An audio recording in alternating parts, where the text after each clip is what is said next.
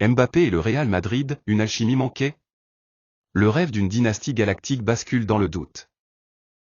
Avant de commencer, si c'est la première fois que tu passes ici, je t'invite à t'abonner, c'est gratuit, ça prend 2 secondes et ça fait plaisir.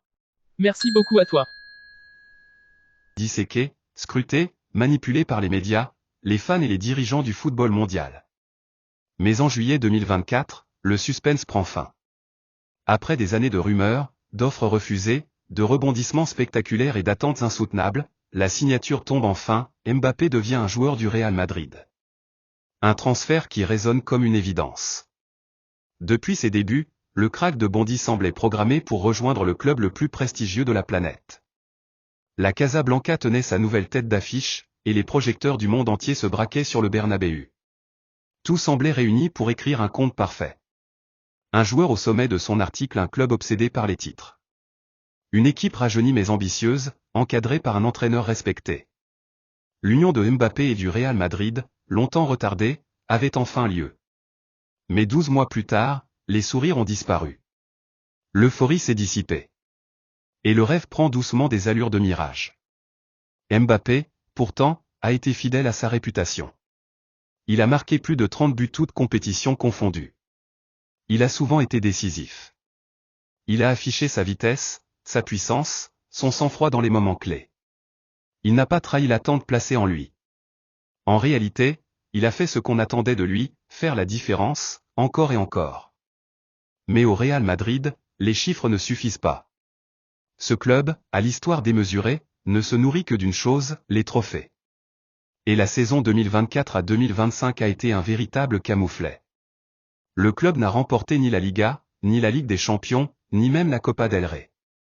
Une saison blanche, comme un trou noir dans un ciel censé briller. Pour une équipe pensée pour dominer, c'est une humiliation. Mbappé, arrivé pour laisser une empreinte immédiate, se retrouve à constater l'échec collectif. Individuellement brillant, collectivement isolé. Il a porté l'équipe, mais seul. Il a brillé, mais dans le vide. Il est admiré, mais semble étrangement coupé du reste du groupe. Et dans un club où chaque geste est analysé, chaque parole pesée, ce genre de décalage n'échappe à personne. Ce qui inquiète davantage que les résultats, c'est la fracture visible avec Vinicius Junior. Ce duo, que beaucoup espéraient voir exploser tous les compteurs, n'a jamais trouvé sa cadence. Tous deux préfèrent évoluer à gauche. Tous deux veulent être libres, initier, conclure, dominer. Mais à Madrid, il n'y a pas de place pour deux soleils. Très tôt, l'équilibre a été rompu. Mbappé a été déplacé vers la droite ou recentré, un poste qui bride son influence naturelle. Vinicius, quant à lui, est resté ancré sur son flanc gauche, là où il excelle et refuse tout compromis.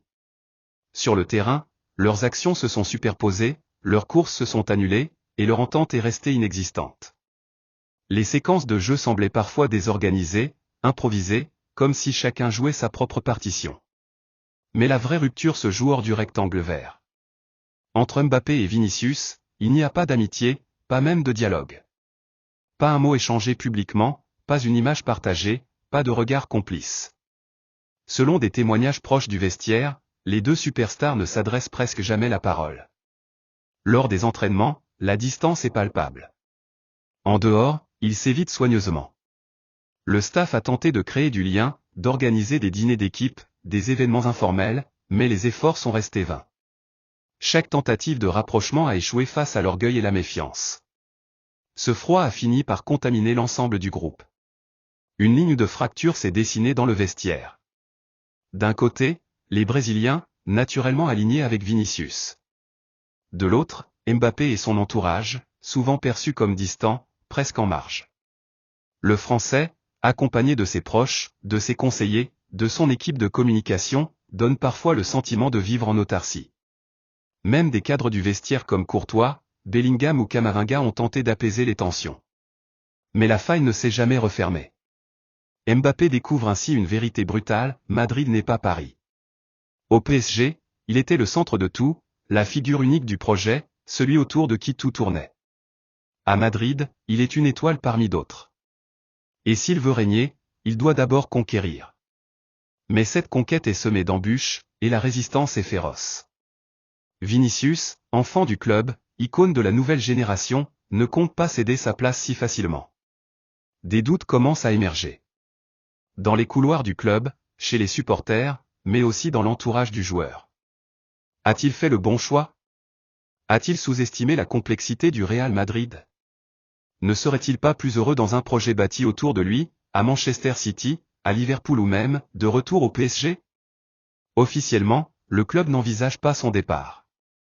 Mais en interne, les discussions commencent à prendre forme. Si la situation reste figée, si les tensions persistent, une séparation pourrait être étudiée bien plus tôt que prévu. Plusieurs clubs observent la situation avec attention.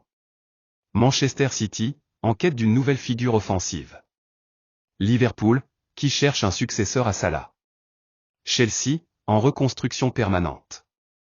Et même Paris, qui, malgré l'amertume, n'a jamais totalement tourné la page. L'Arabie Saoudite, en revanche, ne semble pas une option. Mbappé veut encore briller dans les plus grandes compétitions européennes. Ce qui devait être une apothéose se transforme donc en épreuve. Kylian Mbappé est venu à Madrid pour entrer dans la légende. Il se retrouve piégé dans une mécanique froide, une guerre d'ego, une désillusion collective. Il voulait écrire l'histoire. Pour l'instant, il semble en subir le poids. Et au Real Madrid, quand deux rois prétendent au trône, le club finit toujours par choisir. Sans trembler. Sans prévenir.